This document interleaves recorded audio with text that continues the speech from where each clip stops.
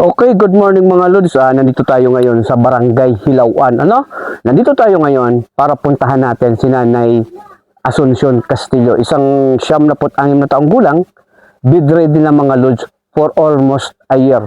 Dahil sa panawagan ng ating mga followers, dahil sa panawagan ng kanyang mga apo, shoutout Janet Velasco, and sa iba pang nagmamahal na apo,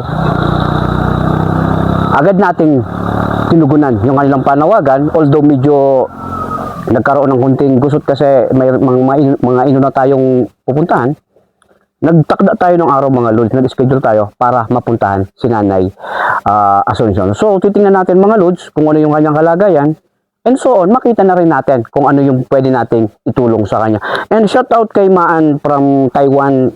Salamat Maan sa pinadala mo para kay Nanay Asuncion, na kahit sa malaking bagay na para sa kanyang pangangailangan sa araw-araw.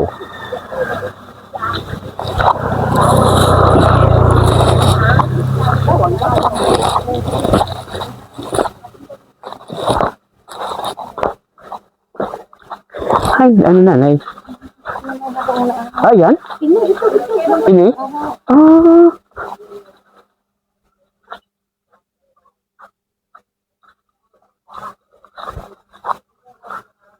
Siya yun?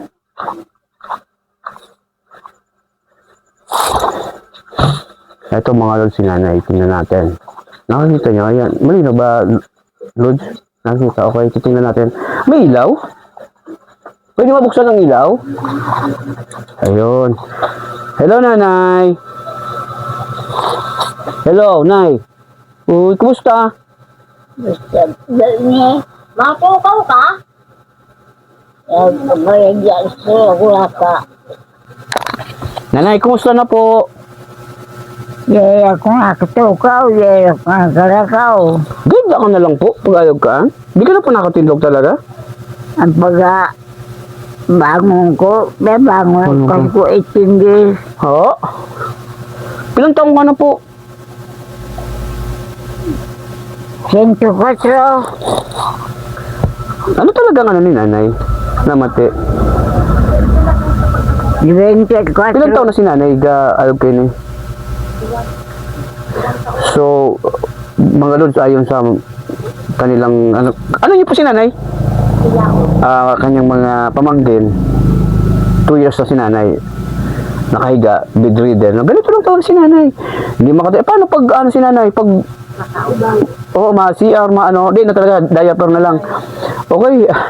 Ito mga Lods yung na-feature ko nung nakaraang araw, no? So, ngayon lang natin napuntahan. Ito si Nanay. Ito yung kanyang kalagayan.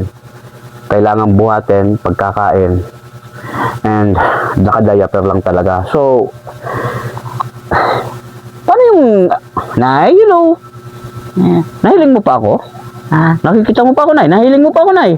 Hindi ka umamibig. Di mo ko namin, bed? Di na, pero nahiling mo pa ako.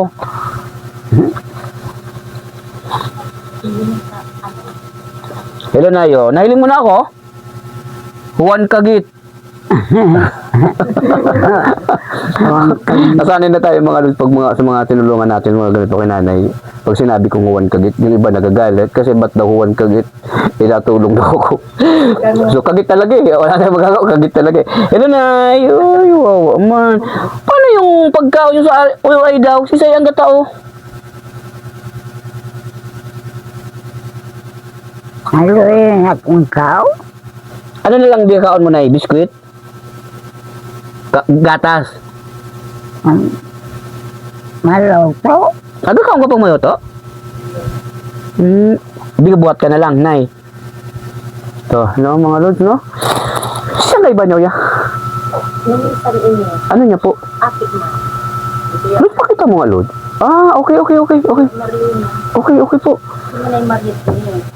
Yan na, kiko mo. Ito, mga Lods, yung mga ganito, yung priority natin, yung mga ganitong mga senior citizen, yung ganitong 76 na taong gulang.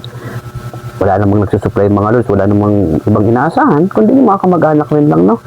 So, sa kalagayan ni Nanay, sabihin natin na yung palubog na talaga yung araw para sa kanila, no? So, nabibilang na din na dapat mabigyan natin ng masarap na buhay, maibigay natin. So mga lods, ang nadala lang namin pagpunta namin dito, diaper, biscuit, tsaka gatas. Kasi hindi ko alam hindi ko alam kung anong kalagayan niya. Kasi baka magdala ko ng hindi naman pala di naman ako makinanay. So, ito pangako natin na babalikan natin si nanay, no? Kaya ng ginagawa natin lagi. Ganito yung mga pading doon. Ito yung gustong tulungan yung mga ganito. Hello, Nay! Okay mga lods, ito yung unang bagay ng ating maghahanap tayo ng pwedeng makapanayam na kamag-anak ay para malaman natin yung kwento ng buhay ni nanay. Okay, have a nice day mga lods.